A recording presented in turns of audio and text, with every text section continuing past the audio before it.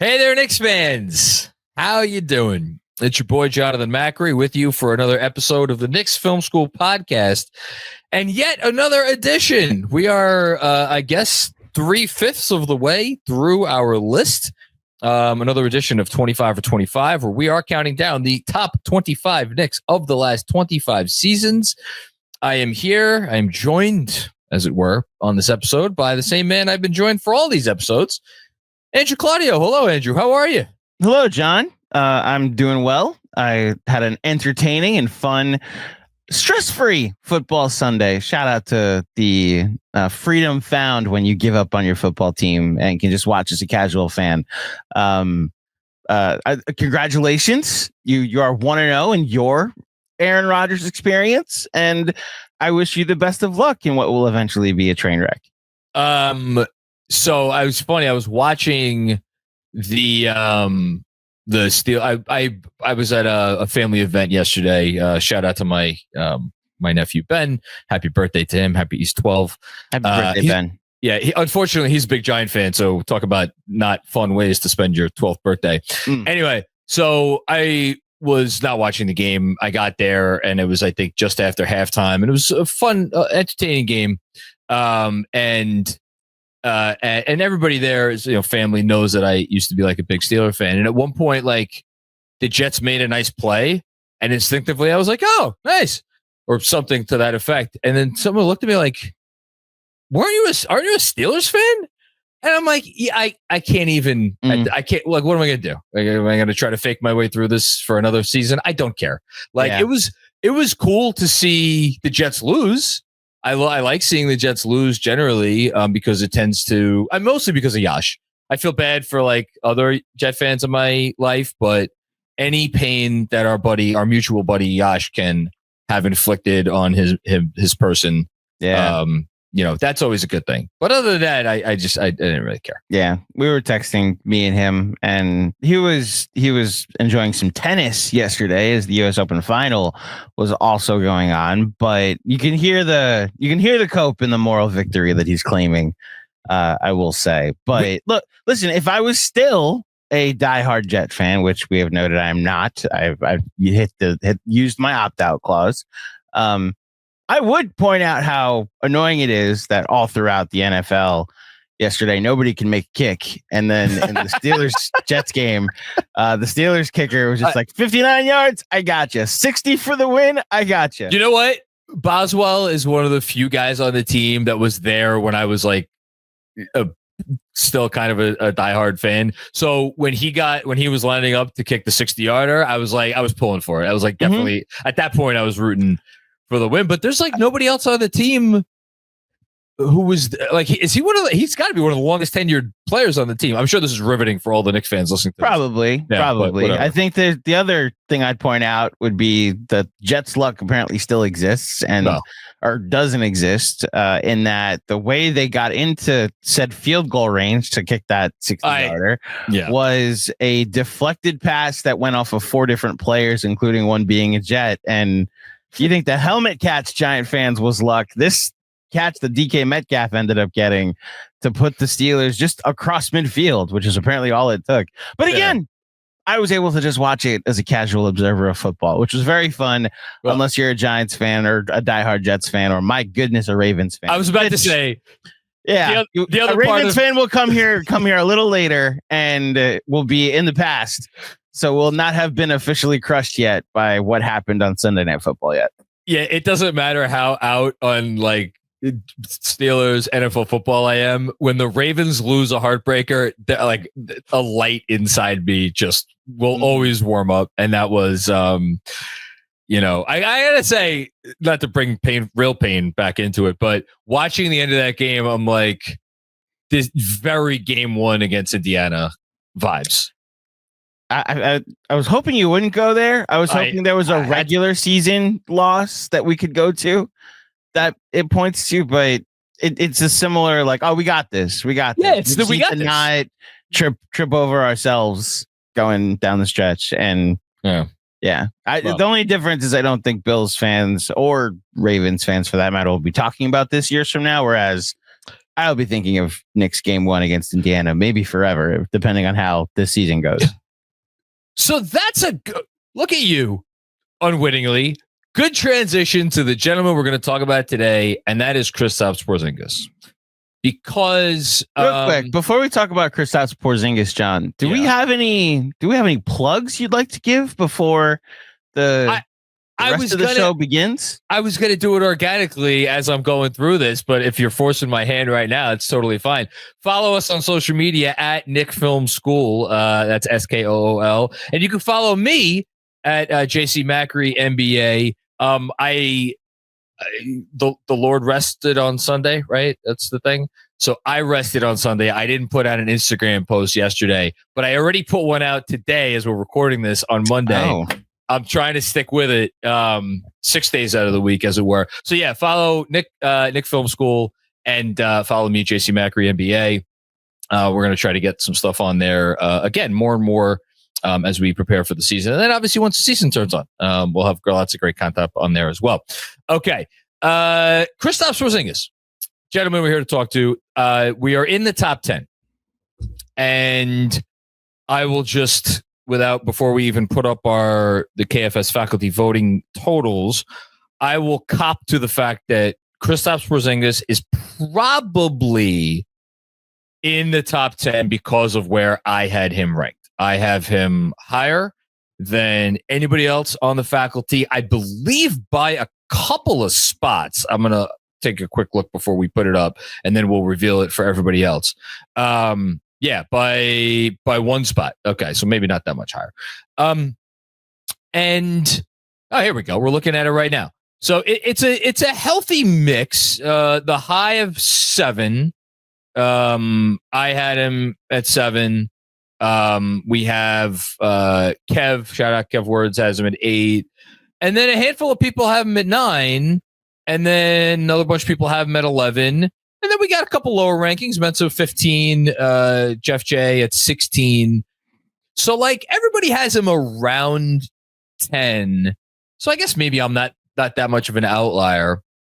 But I find him a very interesting player to discuss, as all of these players are at this point, but him in particular, because you just talked about regret and how long sports regret potentially stays with you.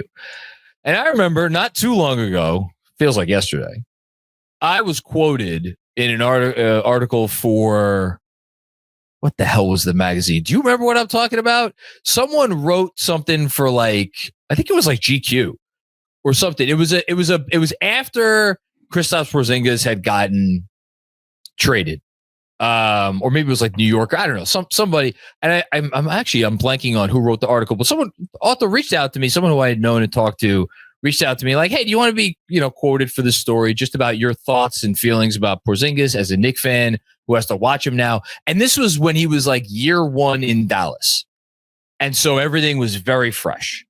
And I was quoted in the story. I want to say like Jason Concepcion was quoted in the story. A few other notable, I'm not a notable Knicks fan, but like a few other people who are associated with Knicks fandom were quoted. And the theme was very, very clear that it was the notion that this guy, who was supposed to be the guy, was now elsewhere. And he was elsewhere in pursuit of a dream that died on the vine, and it never happened. And I said it then. I was like, every time I watch this guy in a Dallas uniform, it is pain. I can't even watch him because it hurts so much to see him in a different uniform. That's how much I had invested. And after that article came out, I heard from some Knicks fans, few who come to mind, and it was basically you freaking loser. Sack up. It was the guy sucked, good riddance. And those people, by the way, history has shown them to be correct in that his career has gone sideways. That contract that Dallas ended up signing it to turned out to be a disaster. But this is all to say that at one point in time, Kristaps Porzingis, for me, represented the greatest what if in my time as a fan, which was like, what if he doesn't tear his ACL? What if we don't trade him away? What if the team wasn't being run by a dysfunctional, group of nincompoops who I guess in retrospect maybe don't look like as much nincompoops because they were right to trade him. And now, how many years after the fact? 6, 7 years, 6, whatever it is, bunch of years. More than 6, yeah. More than 6. It's either like water under the bridge because so much of stuff has happened and Porzingis' career hasn't kind of turned out to be what we thought it might be, or thank the good Lord we traded Kristaps Porzingis because there's an alternate universe where we don't trade him and none of the stuff that has happened since then, Jalen Brunson included, most especially, happens. So as we begin the Kristaps Porzingis discussion, I wanted to preface it with all that because there's just a lot to consider before you even get to what he did on the court for the team, which is, I think, interesting in and of itself. So, first of all, that was the Will Leitch article, right? And that's what it was. Will Leitch. I knew. I was like, who the frick wrote that article? Friend of the pod. Yeah. Friend of the pod, Will Leitch. Yeah, the Porzingis conversation, I've been thinking about like what to say about KP all weekend. And you can't really talk about his impact and his legacy and his lasting image and your biggest your favorite moments without the regret on the other side of how things ended, where his career went, where what the Knicks ended up being justified, even though, like you said, the nincompoops were the ones that made the decision, but not committing to him in that kind of way financially and hitting a bit of a reset button almost accidentally ended up being the thing that allowed the Knicks to become what they are now, even if it took a group that wasn't as incompetent as the group that made the decision. I think the fact that I'm with you, he was like phenom is too short of it's like too little of a word to use, and what he became for the Knicks and like what was happening for the franchise after Melo with Phil Jackson, after that draft, like what we thought we had with him to how it ended and where his career has gone since. It's a full range of emotions, and I want to spend most of this time celebrating the really before the injury, before he tore his ACL. But you're right, it's tough to not talk about the response from Knicks fans that you were getting, that he might have had a hand in causing, and how he handled his way and his exit out of New York. Where his career has gone since. So 2 things about the nincompoops. Like, even if you think that the people that Steve Mills and Scott Perry, whether it was 90-10, one of those guys, or 90-10, the other one, we have no idea. Based on what little I know about the situation, I think they were pretty uniform in their decision to like, okay, we got to get rid of this guy. Regardless of how justified you think that they were at the time, I think it is undeniable that Steve Mills was fired in large part because that trade did not net them the thing that I would imagine when they went to make that trade and they went to James Dolan, like, hey, just so you know, we're trading this guy. Like, the fact that didn't work out in what they said in that meeting when they're like, yeah, we're going to trade him for these reasons. I think that's probably why Steve Mills lost his job, right? Can we go into the details of why what they said to Dolan? If I'm reading you correctly, they went to him, said, we're going to trade this guy. We have a top 3 pick and we're getting Kevin Durant and Kyrie Irving in 4 months. Yeah. And then they didn't get any of that. Like they got a top 3 pick. They didn't get Zion, which was the prize of that draft. They end up with RJ Barrett. And then it's why it ends up working out, but we could talk about it when we get to biggest regret. it's very specific to KP, like Porzingis, what the regret is. It's less about what it is for the Knicks, because trading him ends up being one of the best things that ever happened for the franchise, because it caused them to get rid of, we'll just keep the word being used, the nincompoops that were in charge. And what followed was Leon Rose and Tom Thibodeau and Brock Aller and Walt Perrin, and the best the franchise has been run and the best people in charge of the team since the 90s. So like this almost is like the last mistake you needed to make. Like you've never seen How I Met Your Mother, right? You didn't watch that show? No. There's a point in the show where Ted like is dating like the last crazy person he's gonna date, and Lily's like, you know what? I'm not even gonna tell you you should stop dating her. Get this out of your system. And then once you get through this, realize you need to settle down and commit to a stable, like look for your wife. And it's the last one that you went through. Like this was the last front office the Knicks went through before they found the perfect front office that would lead them to this run of success that they've had. Yeah, and yes, but to your point about the last crazy girl, woman, whatever. Mm-hmm. I'm not a Star Wars nut, so I'm surprised I'm going to this analogy, but I am reminded again when the trade went down for me, and again there were a lot of Knicks fans that laughed at me when this was my response, but this was my response.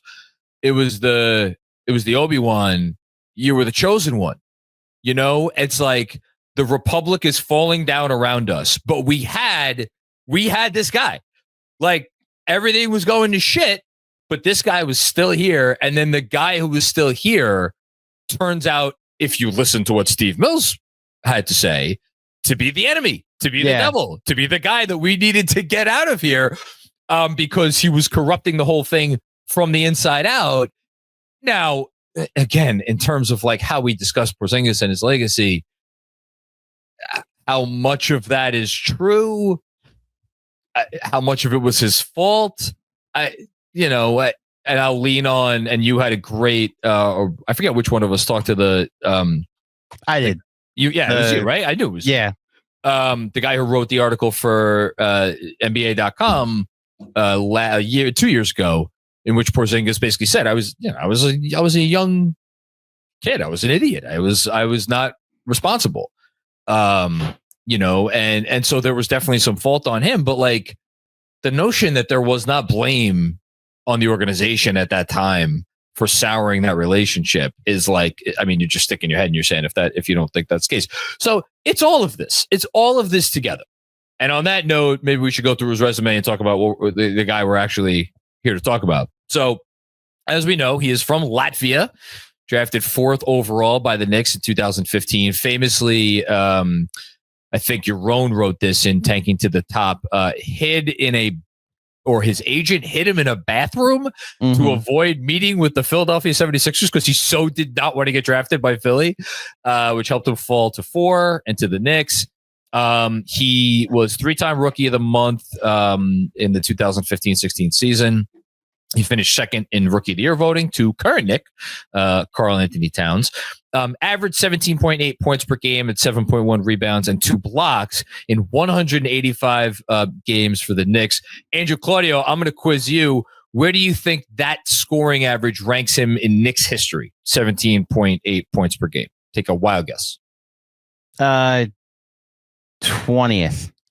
There's no way that you didn't look that up before. No, I just said a number. I mean, obviously I did my research for the pod, but I didn't know he's really 20th. It's 20th. 19th, Latrell Sprewell. 18th, Zach Randolph. 17th, RJ Barrett. 16th, Stephon Marbury. And then 21, Jamal Crawford. 22, Mikal Bridges. So some interesting company there. Named to the 2017-18 Eastern Conference All-Star team, and was traded on January 31st, 2019 to Dallas with 4 players, 3 players, and 2 picks. Are you going to ask me to name all the players in the trade? Name the whole trade, John. Okay. So he was traded with Trey Burke and 2 more. Oh my God, Burke is the one. Tim Hardaway Jr. obviously Jr. contract, and Courtney Lee. And Courtney Lee, yes, the next 2 biggest contracts at the time were Courtney Lee and Tim Hardaway Jr. And they cleared the books with this trade. And they got. Oh, this is actually easier than I thought it would be. Dennis Smith Jr., DeAndre Jordan, and Wesley Matthews. Yep. And then the 2 picks became who and who. Now, this is weird because they ended up trading both of the picks when they got them because Brock Aller's funny. So was one of the picks Jalen Johnson Jr.? No. Was that at the right draft? The Hawks draft? The Hawks player? Because the draft, one of the picks fell in that draft, the draft where they ended up with Quentin Grimes. Right.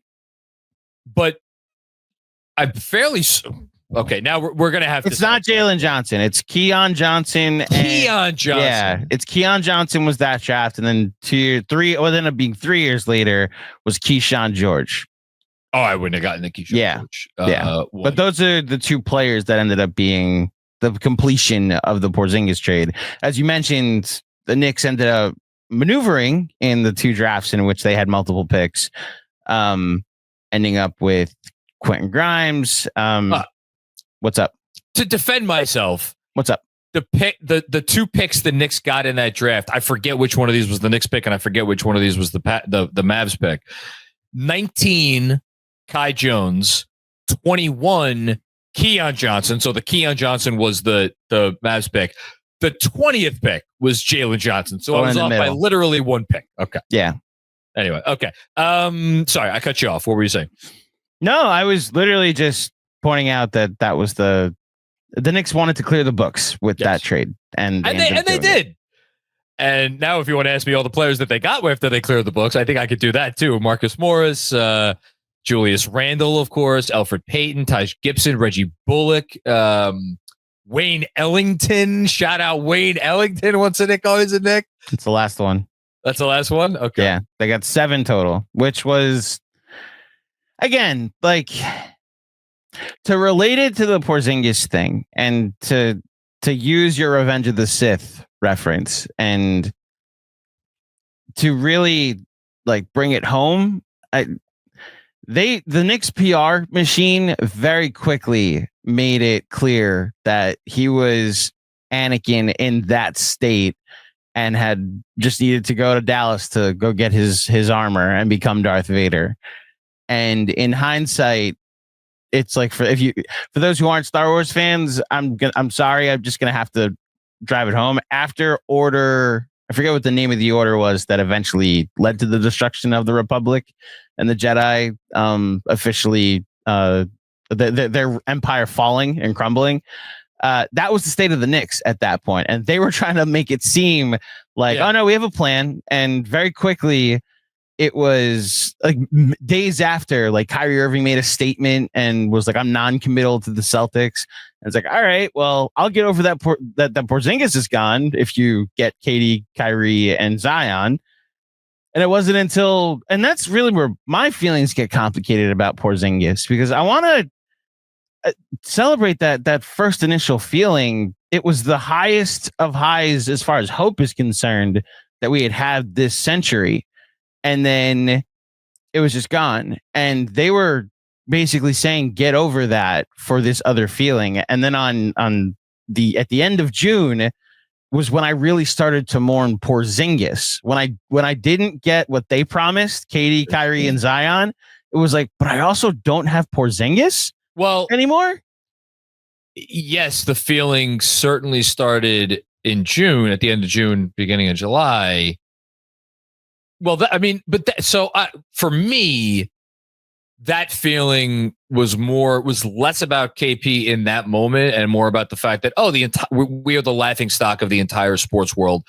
This is like all-time legendary, like just absolute laughing stock level stuff. Right.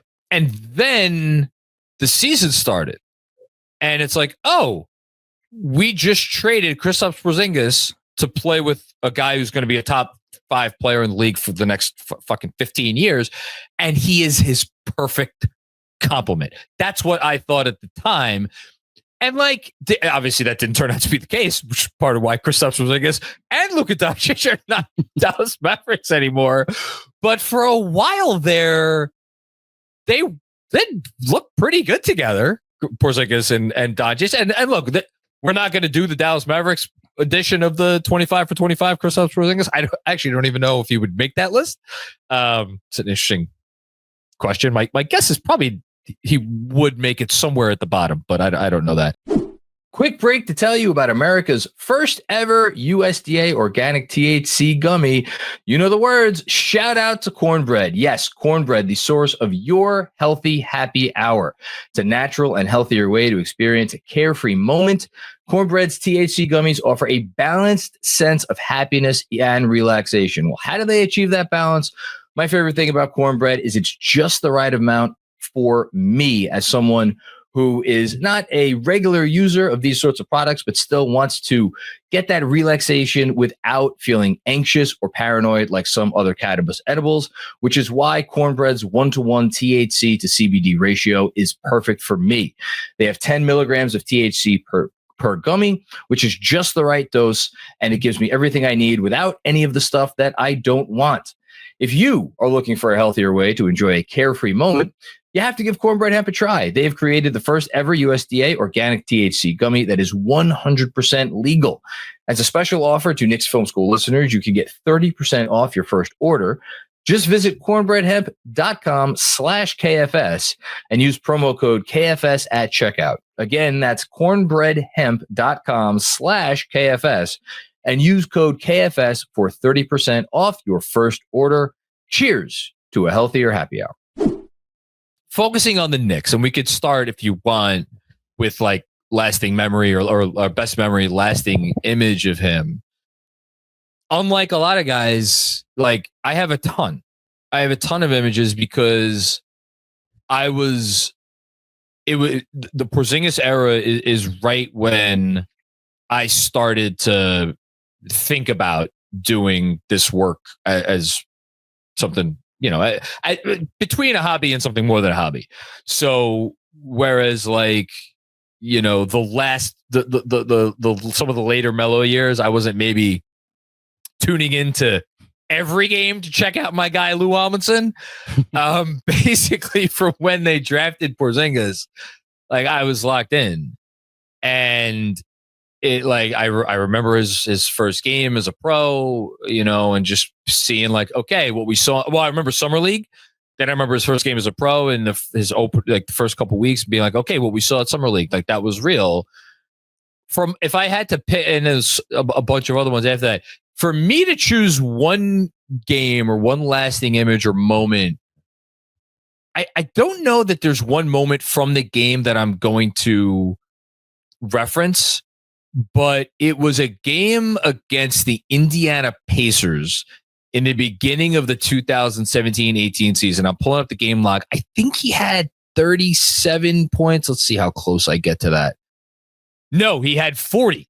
He had 37 the previous game against Phoenix. And in this game against Indiana, it was a 108-101 win. He was 15 for 24, scored 40 points. It was, I believe, the first 40-point game of his career. It was. Yeah. And I think Frank Ntilikina hit a big shot in that. Two big shots in the end of that game. And it was the game for me where, and the Knicks at the time going into that game I think they were 500. They were 500. They were 4-4. And so like, I wasn't allowing myself to fully drink the Kool-Aid yet. And after that game, I'm like, fuck it. We got this guy. We got him. And we got some other guys who may or may not be still, but we got this guy. And I was all in from that moment forward. Yeah, that beginning of 2017-18 run was very fun. They got off to like a 6-5 start and 10-7. Yeah, you can keep it going like up until I think Christmas. Even they were over 500. And I mentioned it. So we got Shawn with a W coming on the pod later. I talk about it a little bit with him. There was a Tim Hardaway Jr. injury that torpedoed because Tim Hardaway Jr. wasn't a great player, but on that team, he was the second most important player they had. Right. And once he went down, they just couldn't stay competitive in games anymore. But anyway, and it came after a season in 16-17. Like when we talked about Derrick Rose, and it was like weird to talk about a guy that for a full season in his first stint with the Knicks, it was like, what is this team? Like it's one half like a young player named Kristaps Porzingis that probably should be featured more, just kind of existing around Carmelo Anthony and Derrick Rose and Joakim Noah and Courtney Lee, and the head coach is being given instructions by the president of basketball operations that wants them to run the offense that he became famous for, and like the personnel doesn't really fit what he became famous for. And then you have that summer where he'd spent the whole season trying to get Carmelo Anthony to waive the no trade clause that he gave him. Then he tried to trade Porzingis because an exit meeting didn't happen. Oh my God. And then he leaves because we're talking about the laughing stock of the NBA. He leaves, and then they hire Scott Perry, who then re-signs Tim Hardaway Jr. to a contract nobody was going to give him. Well, no. So, no, hold on. We got to keep it a buck. What? That was Steve Mills. That wasn't Scott. Oh, that's right. You're right. They were looking. Come on. How could you forget? You're 100% right. David Griffin on the plane to go become New York Knicks GM. Well, he's on the allegedly he's on the plane to New York, and he hears that they give Tim Hardaway Jr. $72 million. Goes and tells the pilot, turn around. Right. So there's that. And then they trade Carmelo Anthony, which is, for my own complicated feelings, being like, all right, that's the end of this era. And now you're like, here's the post-Melo era, post-Phil Jackson, post that era of dysfunction. What will the Scott Perry era bring me? And for the first like 30 or so games, you're just enjoying basketball because you got to watch him. Yep. And the game you're talking about, the Pacer game, there's a really fun Nuggets game in there where, to just give any Knicks fan that may be a little young the context, like there was a him versus Jokic conversation back in 2018, 2017, 18. 38 points he had against there was a him versus Embiid conversation. There's no significant game against Embiid because Embiid was still recovering from injuries back at this time.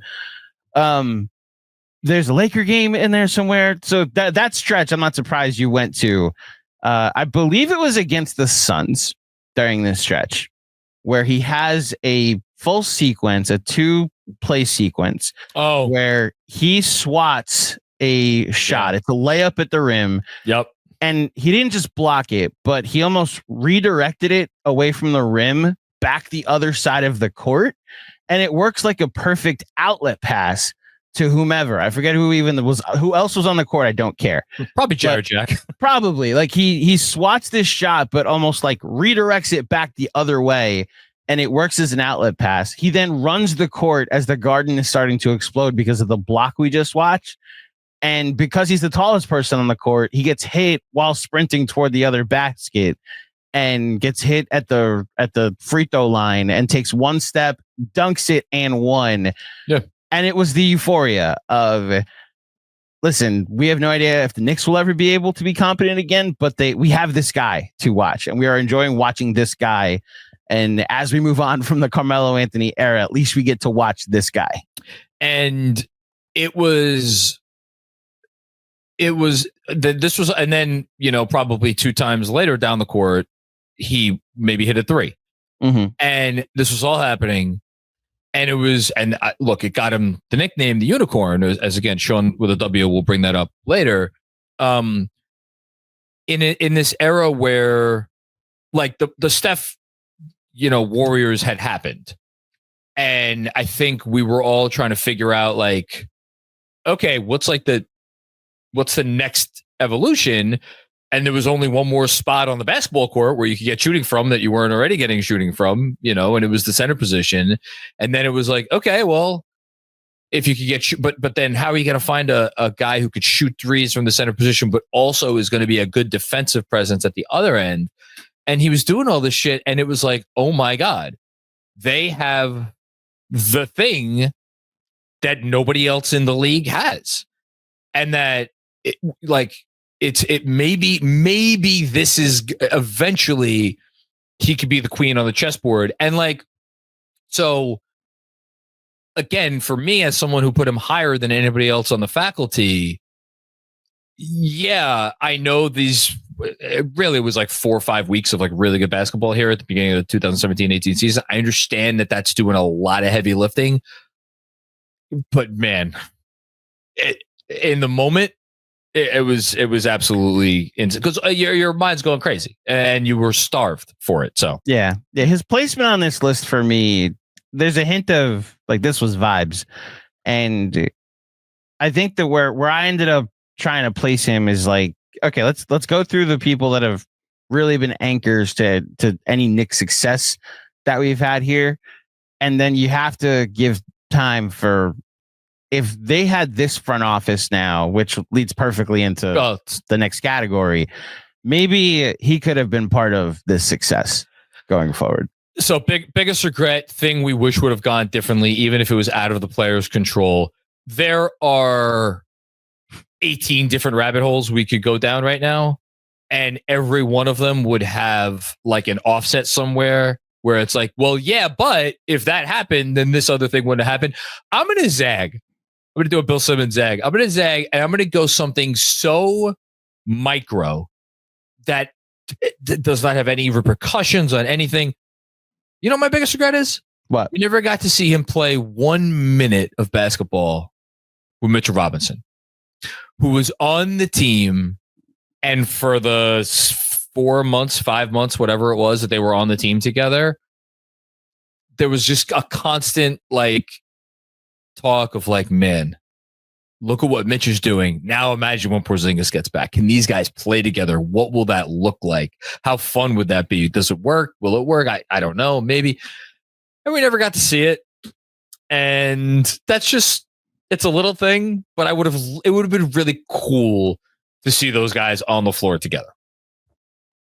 So you're hinting at the next category for me, but let's save it. It's become our most interesting category. Yeah. I already kind of hinted at the fact that any regrets you have with Porzingis are very specific to Porzingis, because what's happened since they traded him arguably was the thing that had to happen for them to get serious and begin one of the more successful stretches in Knicks history.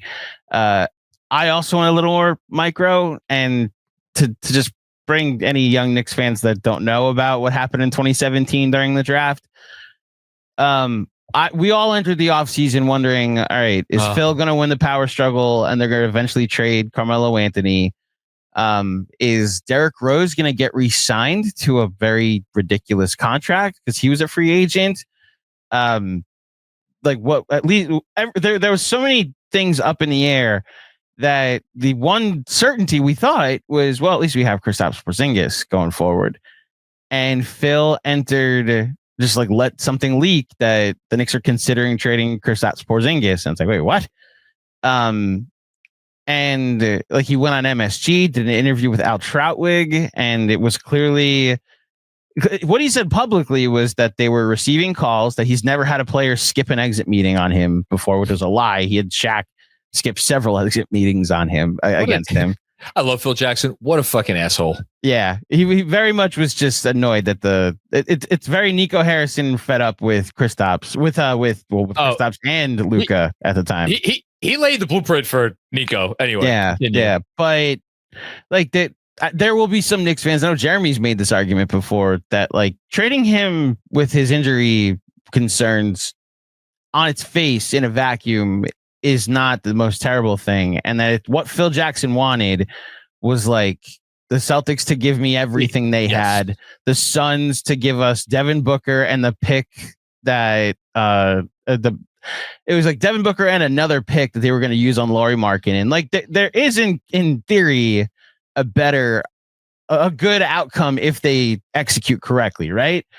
And my biggest regret is quite simply a different direction. It's that what if Phil didn't have a vendetta against Porzingis and just stayed awake in the Donovan Mitchell workout? Well, then you take Donovan Mitchell and pair him with Kristaps Porzingis, and then where are we today?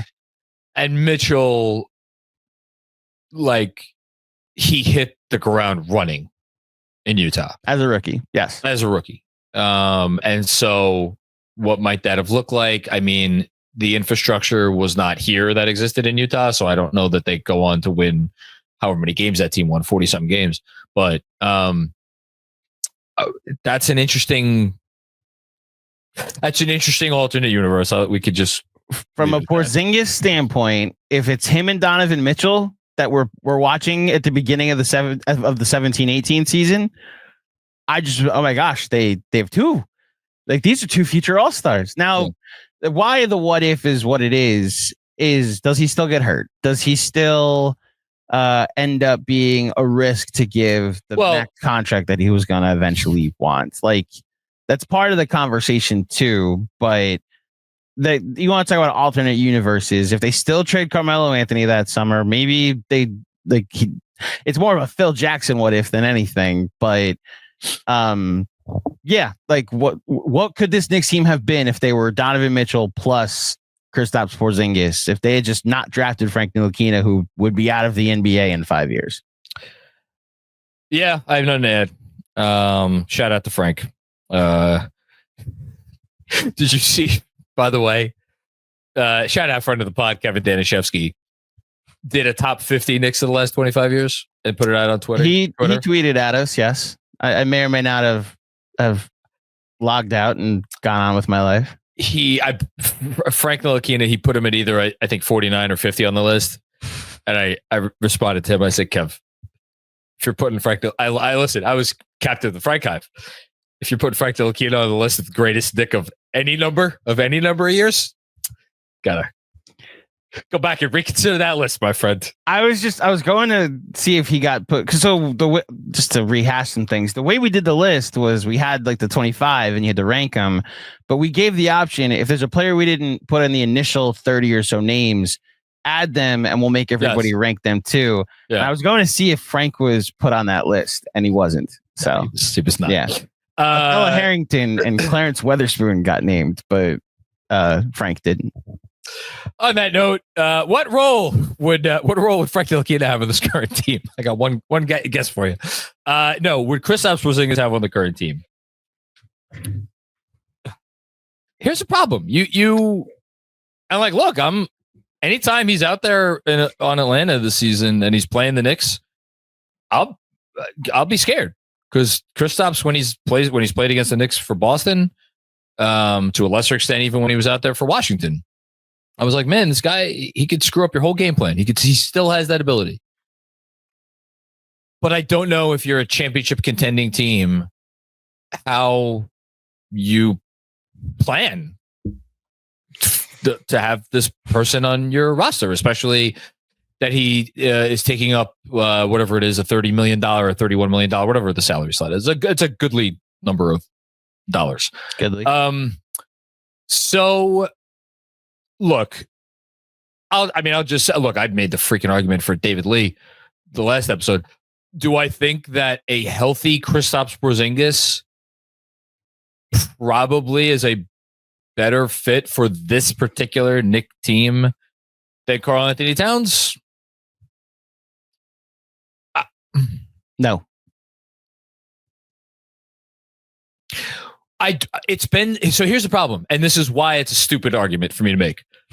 It's been so long since we've seen a healthy Kristaps Porzingis that like what he is on defense at this point in his tenure as an NBA basketball player, I don't like. What is that like? Because unless he is the guy who was like the peak version of him on Boston. I'm not even talking about the version of him when he first entered the league. I'm talking about the best he was as a Celtic.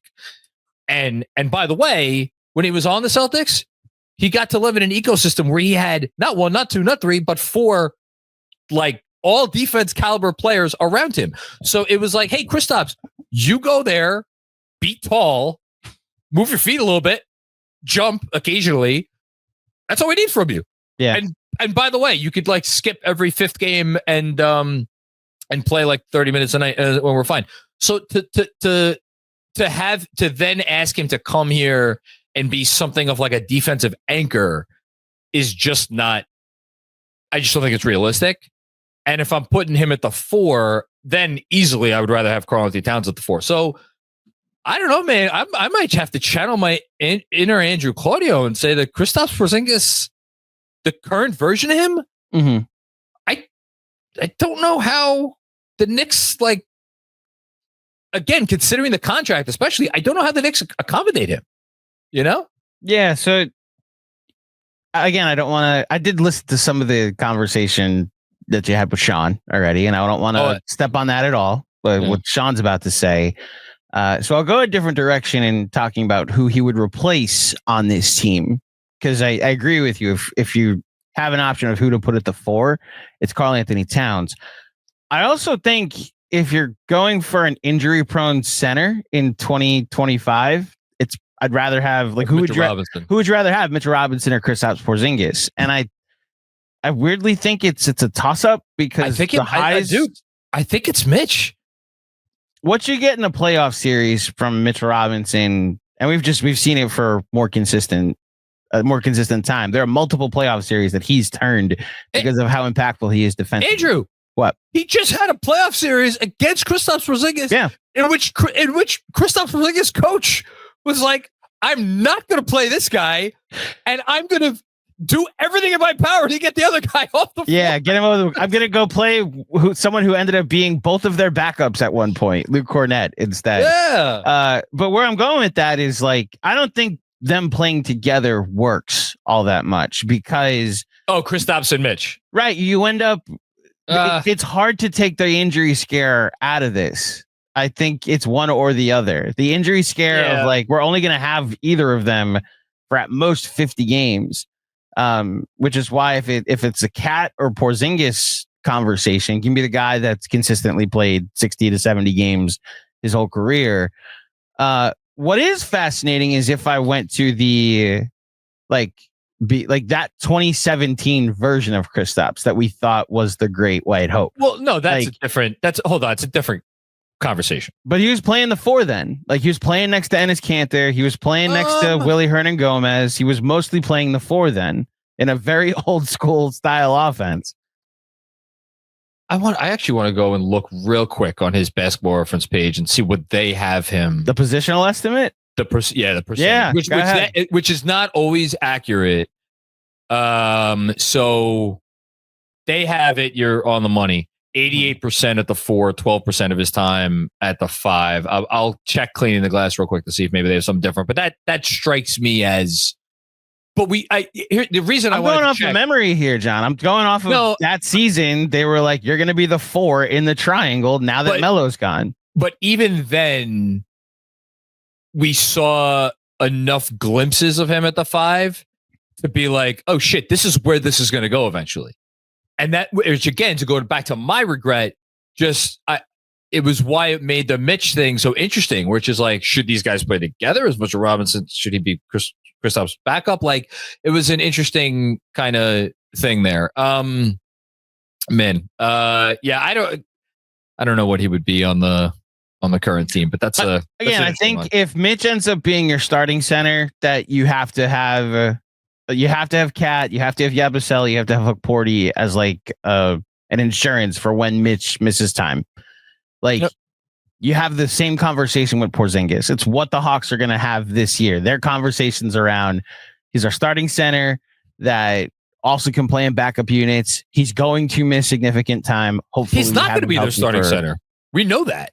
Okongwu is going to be their starting center. Okay, but technically, Porzingis will play the middle if they play zone or be guarding the rim. Okongwu will play next to. So are they going to hold on? Their starting 5 is Jalen Johnson, Reece Shea, Dyson Daniels, Trae Young, and Kristaps, right? Okongwu's their backup. Yeah, I think that's a very interesting question. I would assume, man, are they really going to bring Okongwu off the bench? I think so. Or do they bring Porzingis off the bench? But that's the point. Is Mitch is a starting caliber center, can start, or maybe he can come off the bench if they want to go Deuce or Josh Hart or whoever, Yabusele as a starter. When you have 6 or 7 starters, it's different. My point is he fills the role currently, if he were to be on the Knicks, as a center that you could start him or you could bring him off the bench He's probably good at best in 20 to 25 minute spurts, and he will be deathly impactful when he's on the floor, especially if he's not going through whatever virus he had last year and whatever was bringing his energy to the point where that was just a reduced version of when the Knicks played the Celtics in the playoffs this past year. That's a good transition, talking about the Hawks and his role in the current Hawks, to our final category before we get to Shawn, lasting legacy with Knicks fans. The proper answer, probably, unless he really took a leap this summer, is to bring Risache off the bench and have Kristaps start next to Okongwu with Jalen Johnson at the 3 and Dyson and Trae Young.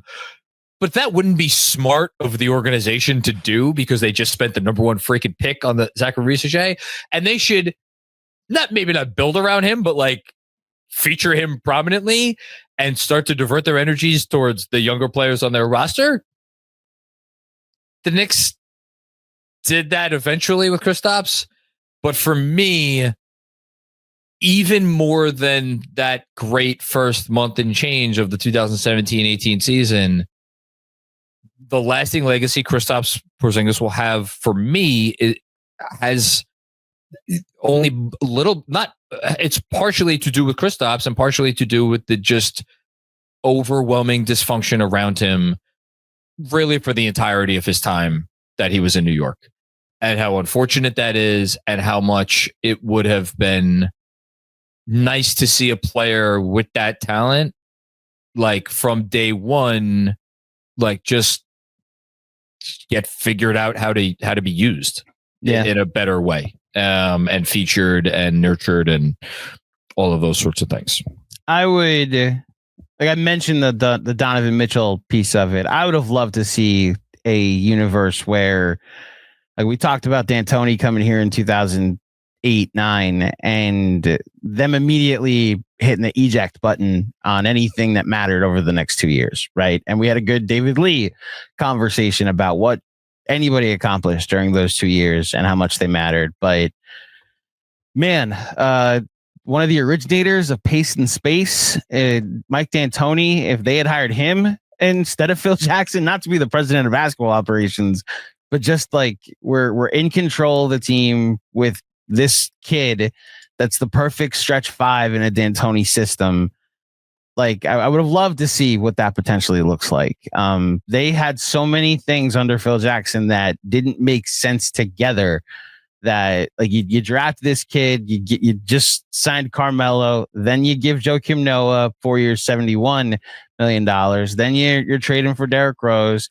Like Jaren Jack is in the building, Courtney Lee's in the building, and you had all of these other things that didn't fit. That, man, Kristaps, I would have skipped my exit meeting too, because I would have been like, I hate my job, I hate the people I work with, and it's not like you could have gone about it better, and you probably shouldn't do that at 20 or 21 years old, whatever age he was. But man, his lasting legacy for me, it's a shame he's on the Hawks, because I'd love to still be able to root for him. But his lasting legacy for me was like, you're the last thing from our life of dating, to bring back the How I Met Your Mother reference. You're the last thing we had to go through before we got serious, because we squandered an opportunity with you, and we realized as a franchise that, we're going to have to actually get serious. And thankfully the Knicks did, and are where they are today. Well, look. Oh, I forgot. I wanted to say one more thing about, because in the hysteria and the jubilation that was Game 6 against Boston, where they clinched their first trip to the conference finals. Yes. A quote came out from the Boston locker room that Kristaps Porzingis was like, he understood what that was for Knicks fans, what that was for Madison Square Garden. Yeah. And it was a full circle moment. Maybe that's my lasting legacy with him, is like, you got to know where you were. You knew what that meant to Knicks fans and what that meant to this city.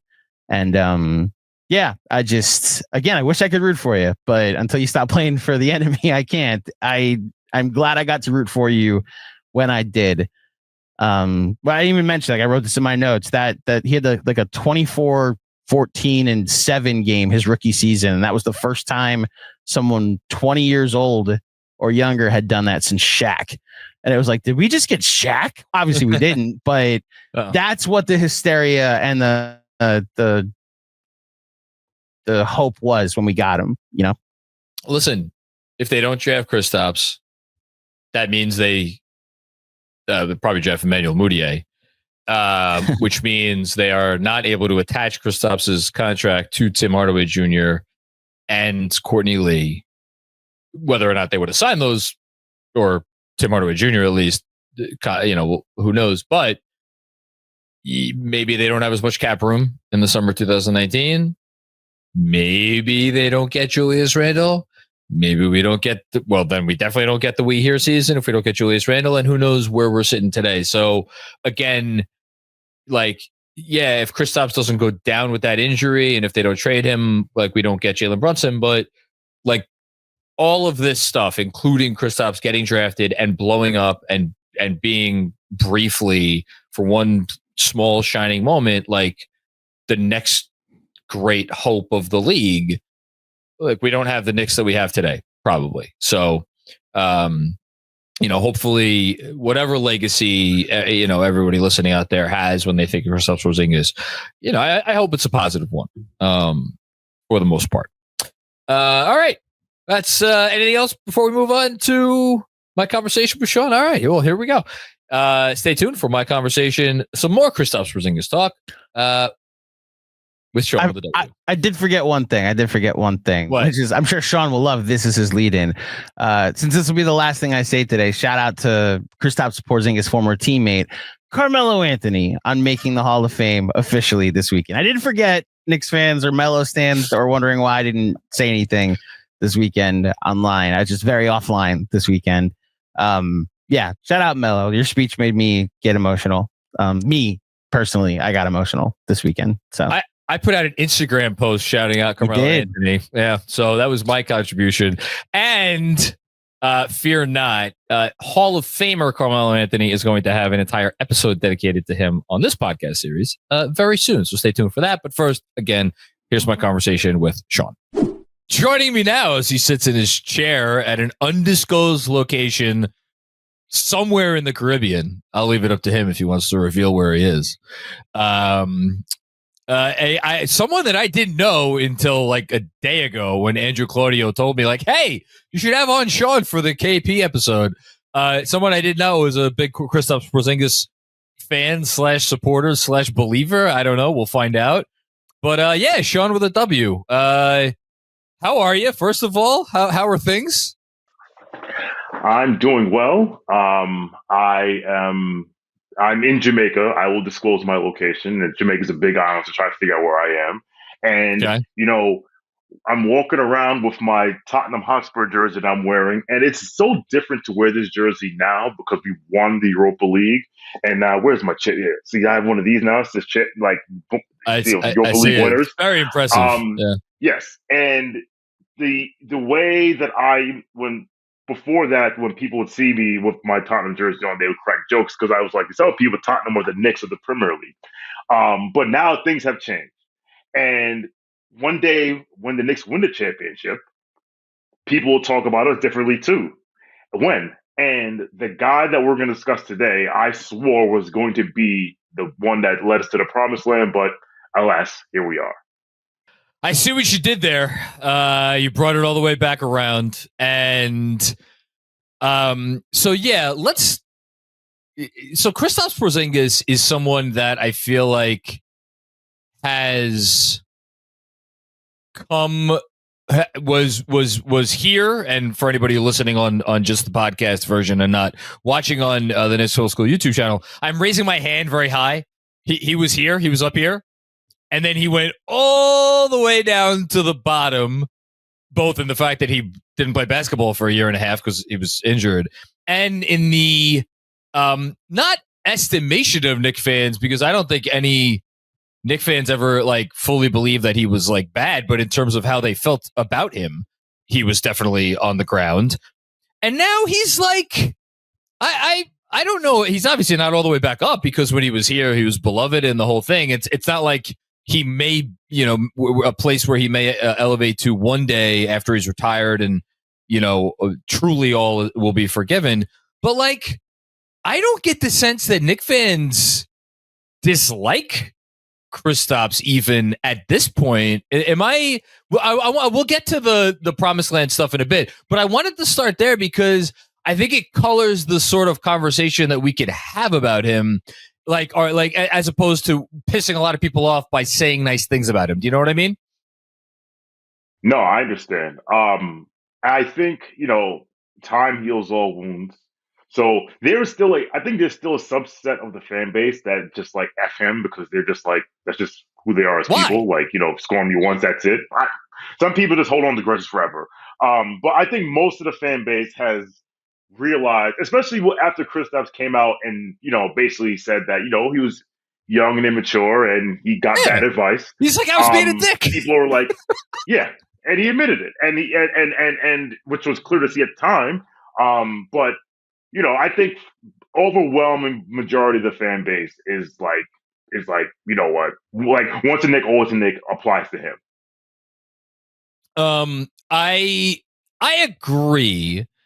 And I think I really fully got the full sense of that last summer. So the summer of 2024, before they made the Karl-Anthony Towns trade. And actually, maybe I'm trying to, it all starts to run together at this point. Maybe even the trade deadline before that.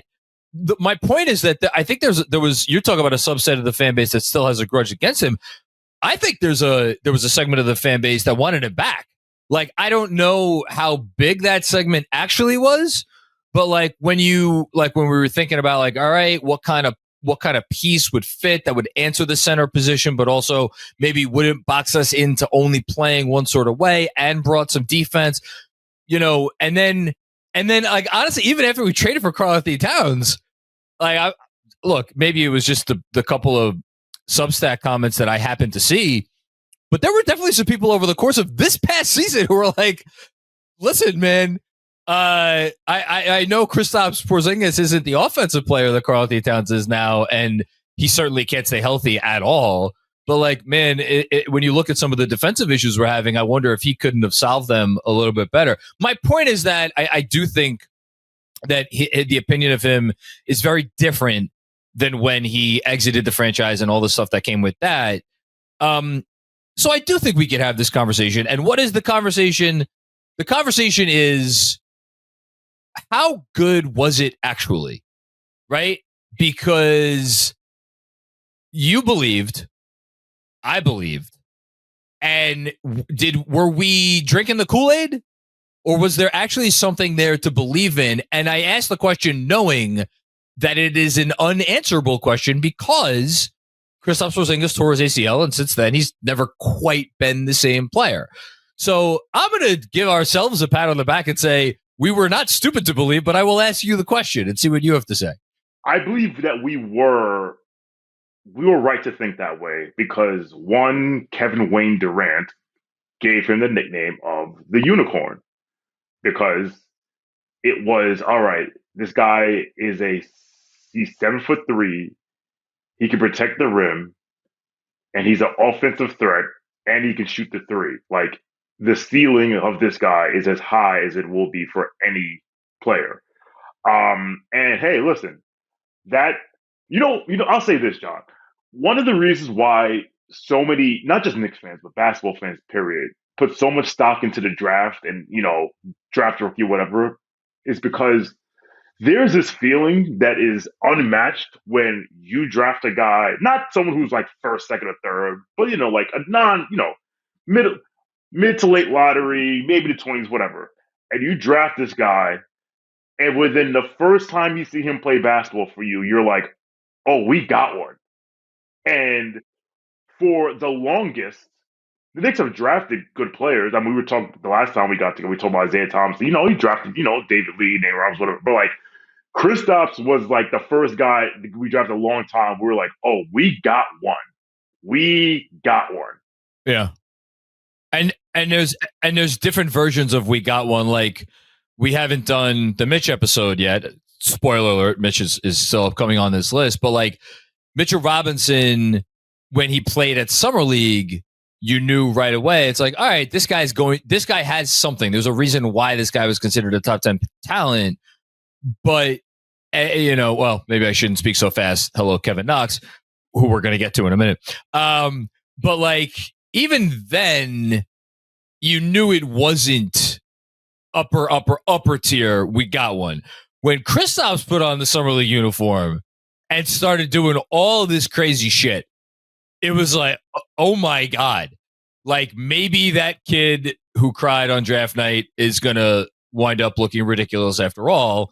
And now we're, well, anyway, so let's actually keep it in, because I want to keep along the timeline. His rookie season was an up and down year, certainly for the franchise. Like the franchise was still in the midst of a lot of turmoil. Like Derek Fisher, hello. But like, I think that entire year was an announcement of sorts that extrapolated off of the thing that you just said. It was a confirmation of, yes, the Knicks have a guy. How high does he get, and what does he become? That's what I remember about his rookie year, at least. Yeah, same here. I just remember saying, like, okay, honestly, after his rookie year, there was a saying that I would share to all my friends who were Knicks fans that a lot of them didn't like. And I'm sure if I had known Andrew Claudio at the time, he wouldn't have liked this. But what I would say to people when they were talking about how are they going to build this Knicks team move forward? And I would say, like, what are they going to do about, what piece they're going to surround Carmelo with? And I would say to them, it is no longer about number 7. It is about number 6. Because I believe that, because at this point, I'm like, all right, we had our 2013 season, we had our 54 win, but I mean, I was always I never thought you could win a title if Carmelo Anthony was your best player. Yes, I went to Syracuse University, so it sounds blasphemy to say that, but whatever. But I was just like, at this point, we should be thinking about what fits this young guy and not this older guy here, because at the time, like, the Knicks had, besides Kristaps, it's not like they had like all this young talent on the roster and all this picks, and it's just like, this is the guy. We're not going to mortgage the future to help out number 7. It's about number 6. And that is what made the 2016 offseason so frustrating.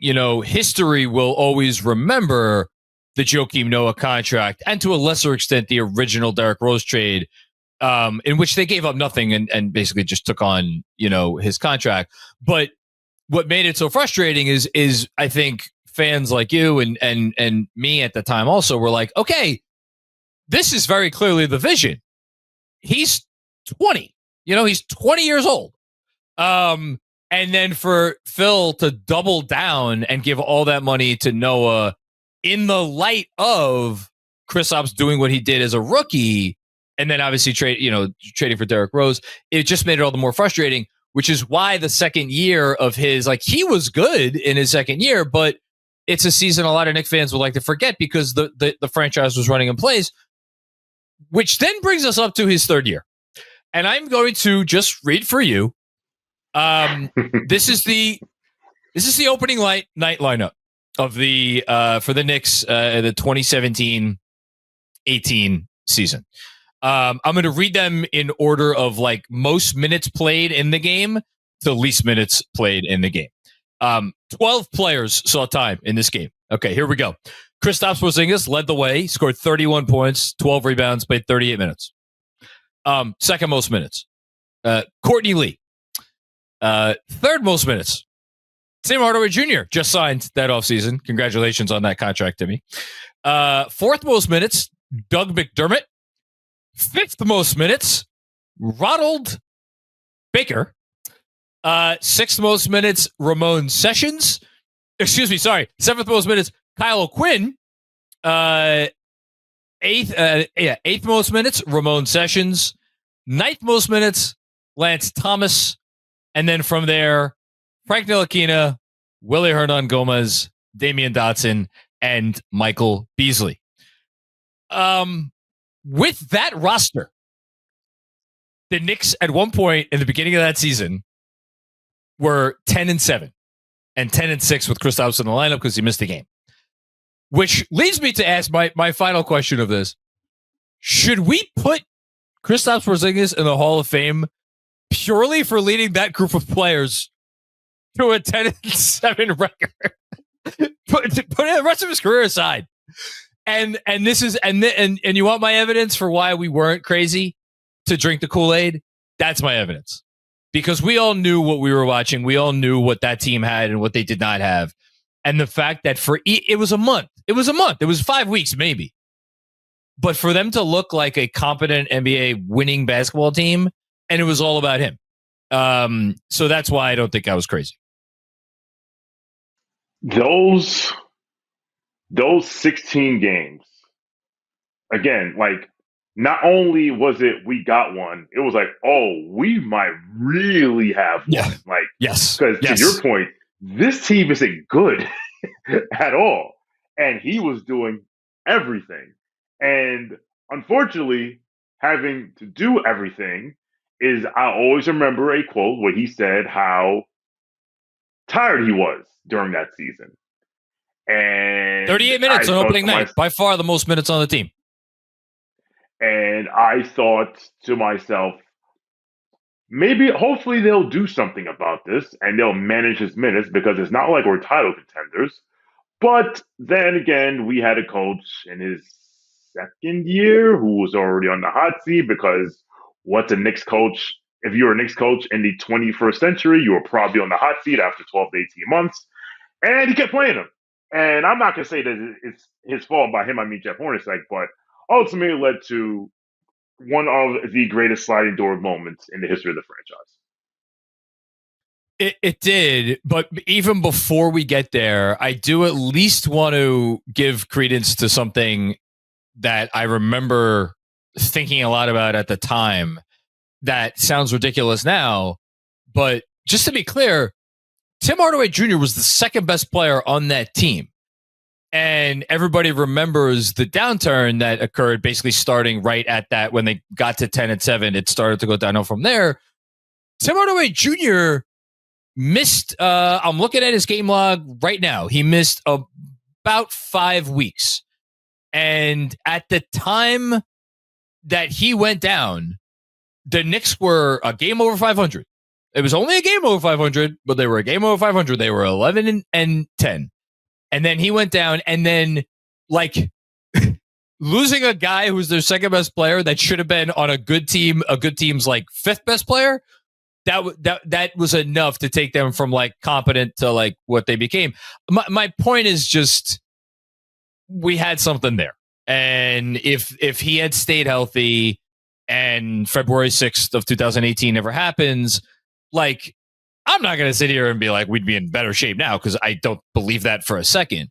But it's a shame that we never found out for sure, right? Because, like, again, we're not imagining it.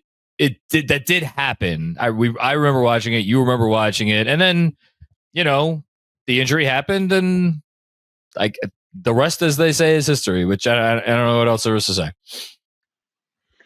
No, I mean, that we'll never know. But what could have been, that's the question that sticks with me, is what could have been. Like, you talk about during the RJ pod that, he was treated that the prince who was promised, and you never thought that he was. Kristaps was really the prince that was promised. Like, before RJ was the highest draft pick since Patrick Ewing, Kristaps Porzingis was the Knicks' highest draft pick since Patrick Ewing. And he was I mean, at the time, he was a 22-year-old all-star. That's all you got to say. He was a 22-year-old all-star. And for at the time, 15 years of wandering through the wilderness, and we were like, okay, maybe there was a light at the end of the tunnel, and there was. It just turned out to be another train. Look, thankfully, after those trains collided, they cleaned up the wreckage, and it gave everybody an opportunity for a clean slate because everything was wiped away essentially. And now we're here today, which makes me happy because like the last thing that I would have wanted for myself as a human being, let alone a sports fan, is to like always wonder about, like really, really wonder and like have deep regret about, oh, maybe we should have hung on to Kristaps and this and that. Now we don't have to like, it's we'll always wonder, but we don't have to like really spend too much time because things are good now. And look, for him, he's like 30s, he's 30 or 29, whatever he is. Like he's still got a lot of career left potentially if he's healthy, and he's in an interesting situation in Atlanta. So we wish him the best. Shawn, I wish you the best, or for what remains of your trip to sunny Jamaica. Thank you for making the time to hop on. Anything else before we go about Kristaps or anything else? I'll just say really quickly. I'll just give my lasting images, whatever, really quickly. So funny thing, my lasting image of him, it will always be, which is weird. In 2015, against Charlotte, he hit a game winner that got waved off. It was they lost. They lost. It was November 11th, 2015. They lost in Charlotte 95-93. Cody Zeller missed 2 free throws, but then he hit a layup with like 0.6 seconds left. They inbound to Kristaps. It's on YouTube. You go find it. I remember watching it. And and again, these are things like, all right, before they waved it off, I was like, oh, they really got a guy here. The biggest regret, obviously, people want to say the ACL, but again, if he doesn't tear his ACL, we may not be where we are now. Because, is it obviously you don't want anyone to get hurt, but at the same time, you're like, you know what? That was a sliding doors moment. So now I say my biggest regret is really the fact that he went to the Boston Celtics, because like I want to root for Kristaps Porzingis, and then he went to that team, and then he won, and now he went to Atlanta, and it's just like, I would love to root for you again, but you keep playing for the Ops. And yeah, go ahead. No, the best. Here's the best compliment I can give KP at this point. He went to Atlanta, and he's not, without question, not the most hated player on that team as far as I'm concerned. Yeah. And last but not least, we're on this current Knicks team. Goodbye, Karl-Anthony Towns. That guy takes your place. I mean, well, we'll just leave that for fans. We'll leave that for fans to chew on. All right, Shawn, you're the man. Always appreciate you going out of your way to hop on and talk a little hoops. Enjoy the rest of your trip. Everybody else, thanks for checking out this latest edition of Knicks Film School's 25 for 25.